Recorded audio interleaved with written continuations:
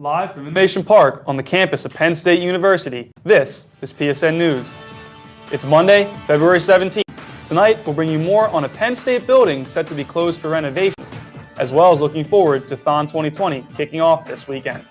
We also have more on the results from the Democratic primary in New Hampshire, new funding for President Trump's border wall, as well as your entertainment, sports, and weather.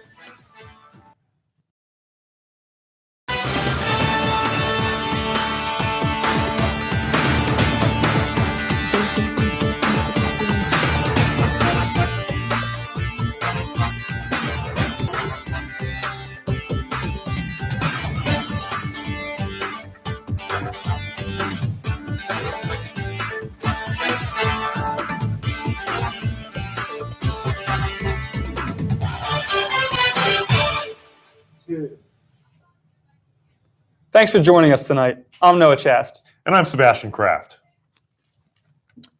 Eisenhower Auditorium is set to close from June through November to undergo structural renovations. The changes include mechanical system upgrades, accessibility and emergency lighting improvements, as well as a brand new roof. The Center for Performing Arts will host events at other locations during the 2020 fall season. Director for the Performing Arts, George Trudeau, is grateful that the university is making important and necessary investments to one of the region's premier performance venues. Eisenhower is expected to be fully functional by December and ready for any performances to try and bring the house down.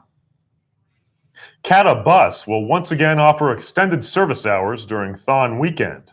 Students and spectators can expect a 48-hour straight operation schedule for the free-to-ride blue and white loops running on campus throughout the weekend. Bus patrons should look for the blue loop stop outside the Beaver Stadium side of the Bryce Jordan Center and a white loop stop on the other side of University Drive. The change goes into effect starting at 6 p.m. on Friday the 21st till 6 p.m. on Sunday the 23rd. The red and green link schedule will not be affected. Last week, noted poet Chast spoke at Penn State as part of the Mary E. Rowling reading series of lectures.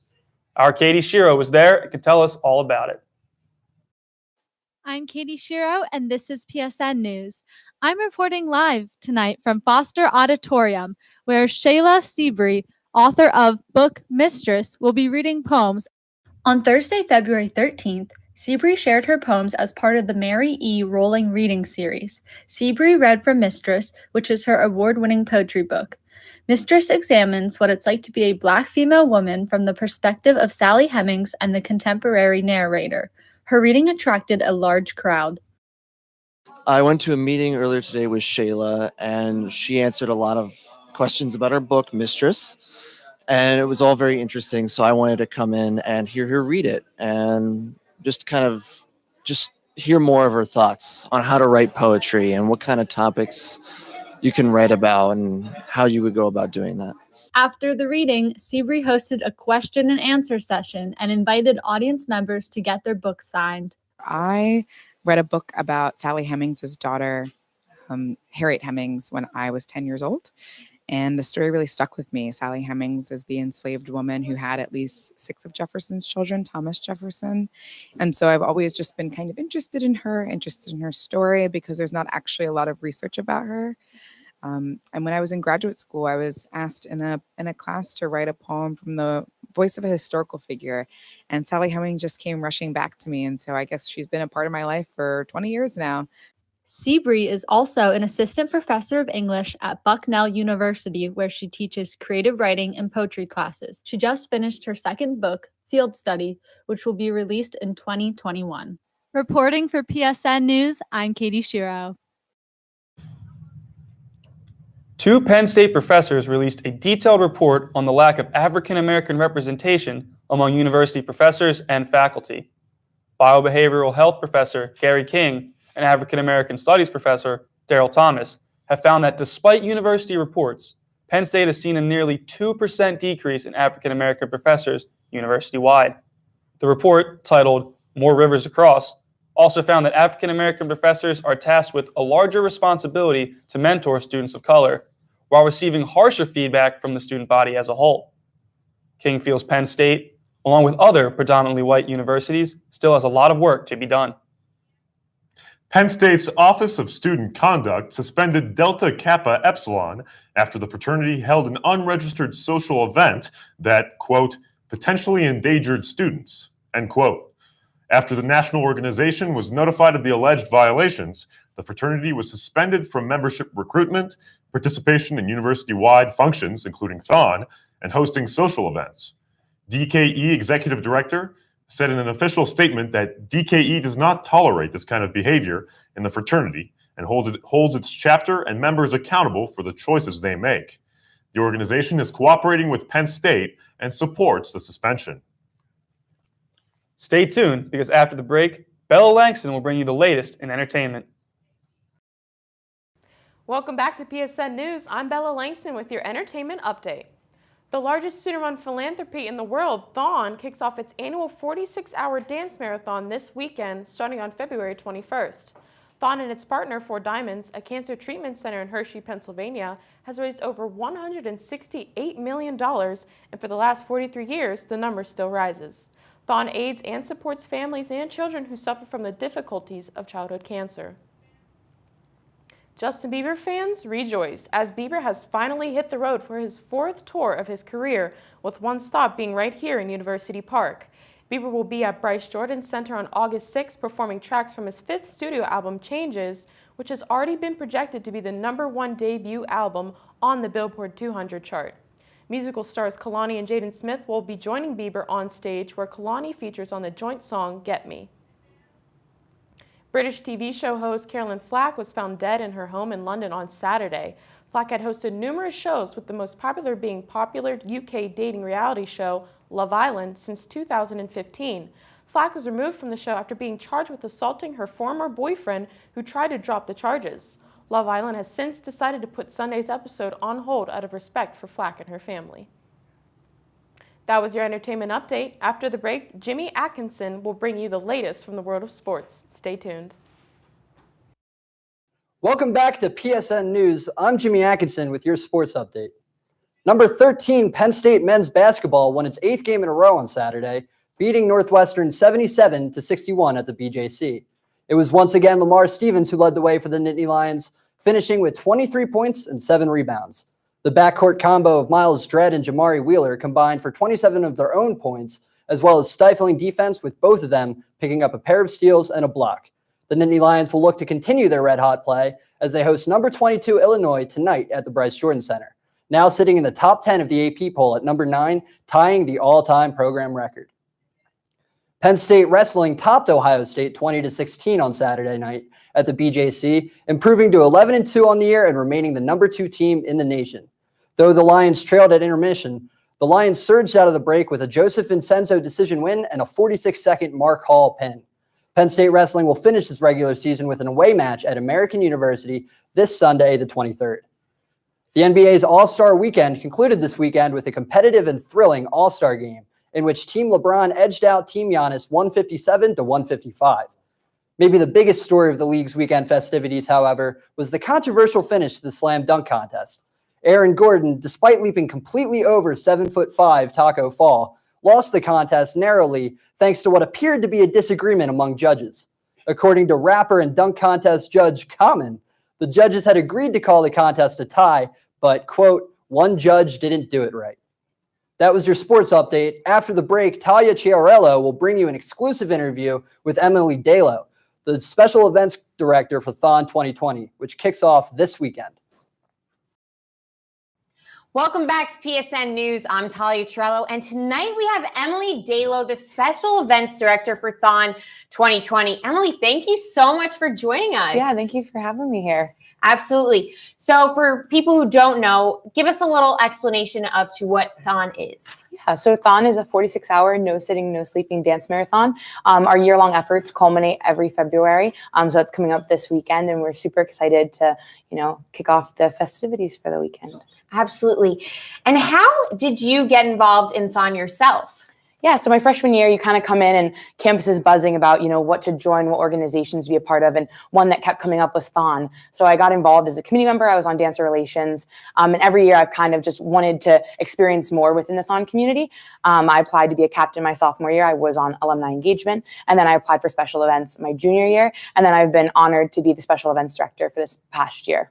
And last year you served as a committee member? No, so I was a captain last year. Yeah. So I was the administrative assistant on special events. I basically got to oversee all of the events alongside of the director and my co-captains. It was a really great experience, and it kind of left me wanting more. And that's kind of what prompted me to apply to be on the executive committee this past year.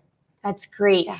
Now, you mentioned that THON is a year-long effort, and not a lot of people know that. So talk to me about the events that you put on throughout the year leading up to this weekend. Yeah, so the mission of the Special Events Committee is to inspire, unite, and empower the THON community to participate in the year-long events we have. THON is much more than a 46-hour dance marathon. Our efforts start way back in March when we select the executive committee and then our captains. We have events throughout the year, like the THON 5K presented by PNC, the 100 Days Till THON celebration, Family Carnival, THON Showcase, and then all the THON athletic events.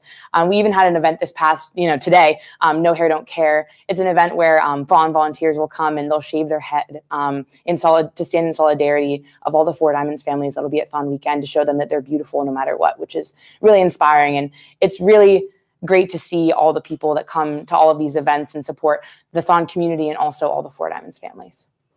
That's incredible. Now, out of all of the events that you've been a part of, I understand that Family Carnival, you actually came up with the theme this year. So talk to me about what the theme was and, what it entailed. Yeah. So on special events, every event will have two captains that kind of work on the event alongside of me. And this year for Family Carnival, the theme was a lifetime of adventure. So the gym, it's in the White Building. We split the gym up into 4 quadrants, and we had space, jungle, Wild West. And it was a really great opportunity to have the Four Diamonds families participate in all these little games and crafts with the rest of the THON community. It was a fantastic day, and that's also where we reveal the logo for THON 2020 Journey Together. So it's a highly anticipated day, and it was phenomenal looking back. Did you know the Journey Together logo prior to the event? Is that why you came up with that theme? We didn't know before we picked the theme for Really? Family Carnival. No, it just kind of worked hand in hand. I was going to say, they coincided a little bit there. Yeah, it's really coincidental there. But yeah, we did get to pick the THON 2020 logo, which was really exciting. And we are so excited to share it with the rest of the THON community. Is that special events that picks it, or the directors? Yeah, so it's the executive committee. We kind of have a process in choosing the logo for that year. Great. And now, out of all of the events that you've been a part of and, orchestrated, what has been your personal favorite? I think every year you're involved in THON, the mission speaks to you differently. This year and, my 4 years here at Penn State have all culminated towards the families. These events are geared towards them. They're put on for them. And I think every year seeing the joy and happiness it brings them in the smallest ways is probably the most special thing I've ever gotten to experience. One of my favorite memories is last year at Family Carnival, the Ayaz family, I'm very close with them. And it was her first event, Anise, that she's ever been to for THON. So we brought her on stage and we participated in a cheese puff challenge where I put whipped cream on all over my face and she threw cheese balls at me. And just seeing the sheer joy that it had with her, it was phenomenal. And her parents were so excited. It was just the best memory ever. And how old is she? She's 14, going on 15, which is really exciting to kind of shape these special moments with her and kind of, journey alongside of her. That's really, really cool. And it's an interesting game. It's like a new take that you guys came up with. Now, special events captains can dance in THON, correct? Yeah. So one of the unique opportunities that you get on special events is that since your event is kind of earlier on in the year, you're able to actually dance in THON during THON weekend, which is really exciting. So this year I have 5 captains that are going to be dancing and standing for the 46 hours, which is, I'm so head over heels for them. I'm so excited. Now, you mentioned that a lot of your work is done, obviously putting the events leading up to THON. So what is your role during the weekend? Yeah, so special events is in charge of a lot of littler events that'll happen throughout weekend. One of them kind of coincides with the event we had today. We have hair donations. So we have over 50 Penn State students that will be donating their hair on stage THON weekend. That's 12 plus inches, which is incredible. We're also in charge of Athlete Hour, which is an event where the Penn State student athletes will come and play with the Four Diamonds families in a facility on campus. Just a really intimate way for them to kind of get to know these families and really enjoy the day with them. Alongside of that, we have things like the THON history tours, where dancers are able to go on a tour of kind of like THON's history and learn about, how THON started, Four Diamonds, and all of that, which is really exciting. So it's event coordination / entertainment, even though there is a separate committee for that, but it coincides. And this is your last THON. Yeah. So what are you anticipating for this weekend? Definitely a bittersweet feeling. Even this past week, the entire THON community, a lot of the seniors, it's our last time that we'll ever be on the floor of THON weekend as a student. And I think I can speak for everyone when I say it's the best and worst feeling, because you will never get that feeling of hope and inspiration and love probably ever again in your life. Standing around, the Bryce Jordan Center with 16,500 of your closest friends and family. I think that's something you can't replicate, and THON does so well, financially and emotionally. That's part of our mission. Raising all that money is phenomenal, but the emotional support is really what I think speaks to what THON does. So I'll be excited. I'll be probably crying. It's going to be a lot of emotions, but I'm very excited to take on the weekend. Understandable. Well, hopefully you can come back as an alumni and participate in it as well. Well, thank you so much, Emily, for joining us. And coming up next, we'll have this week's weather report. Stay tuned.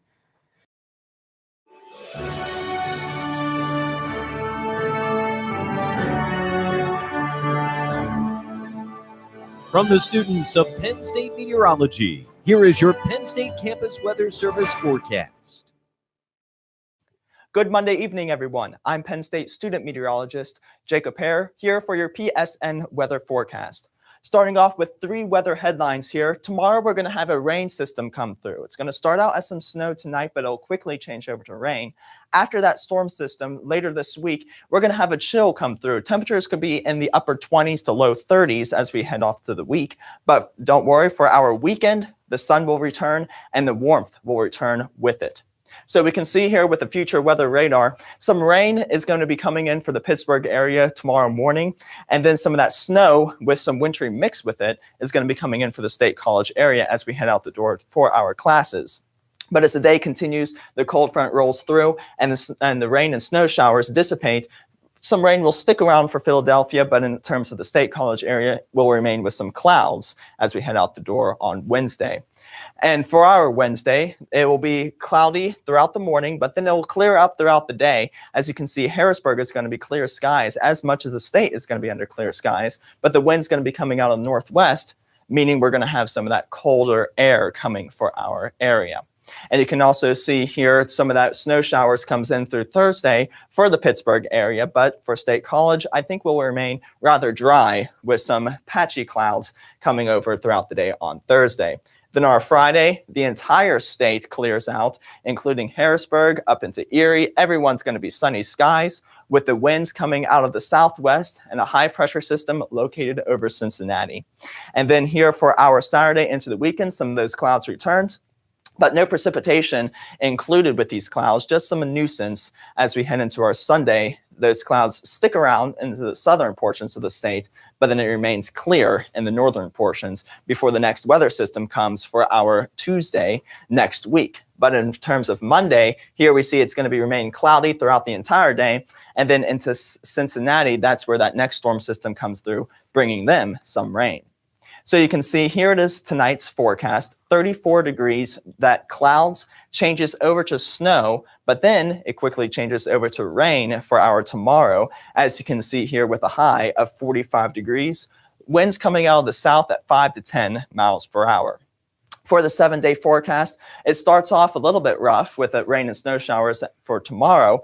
But then as the week continues, you can see sunny skies come out. A little bit of clouds on Thursday as it bottoms out as a temperature of 29 degrees, getting down Friday morning to 15 degrees. But then it comes back up to 45 on Saturday with sun. Sunday, 47 degrees, sun and clouds before the next storm system comes Monday into Tuesday. For the Penn State Campus Weather Service, I'm meteorologist Jacob Hare, and I'll see you next time.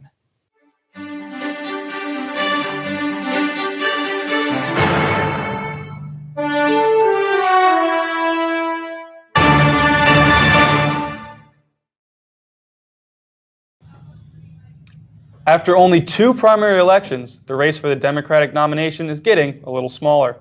Tech entrepreneur Andrew Yang and Colorado Senator Michael Bennet both announced they have dropped out of the 2020 presidential race after poor outings in Iowa and New Hampshire. Yang gained a large following online and even raised more donation money in the final quarter than the current top 4 candidates. Bennet was a late entry to the race and was relying heavily on a win in New Hampshire. He was the 7th senator to run for president, and his campaign never gained any substantial ground. 2 Ohio State football players pleaded not guilty Thursday on charges of rape. Defensive backs Amir Ripe and Jason Wint are accused of holding a woman against her will and committing sexual acts without consent. The 2 appeared in county municipal court, where Judge Cynthia Ebner restricted contact with the accuser and set bonds for release. The case is now moving to the grand jury to determine whether the men should be indicted. Ohio State head coach Ryan Day said in an official statement, quote, "It is clear they did not live up to our standards and my expectations," end quote. The players have since been removed from the team. The Trump administration has notified Congress of its plans to divert $3.8 billion of the Defense Department's budget to build the border wall. There has already been $11 billion dedicated to build the more than 500-mile wall on the southern border of the United States and Mexico. About $1.5 billion of defense money was originally going to fund National Guard equipment such as trucks, generators, fighter jets, and ships. The administration states the wall funding is of higher priority and necessary in the national interest. Senator Bernie Sanders is now the Democratic Party's frontrunner for the presidential nomination after winning the New Hampshire presidential primary on Tuesday. Pete Buttigieg marked a strong showing, but his moderate campaign still trails behind Sanders, all while newly surging Senator Amy Klobuchar's third-place finish sparked the interests of late-deciding voters. Former favorites Senator Elizabeth Warren and former Vice President Joe Biden had disappointing outings, trailing behind the big 3 with under 10% of the votes each. An elated Sanders spoke to a crowd of supporters following the win, saying, quote, "This victory here is the beginning of the end for Donald Trump," end quote. And that's all for tonight on PSN News. Be sure to check us out on Twitter and Facebook at PSN News, on Instagram at Penn State Network News, and to subscribe to our YouTube channel. Have a good night, Penn State.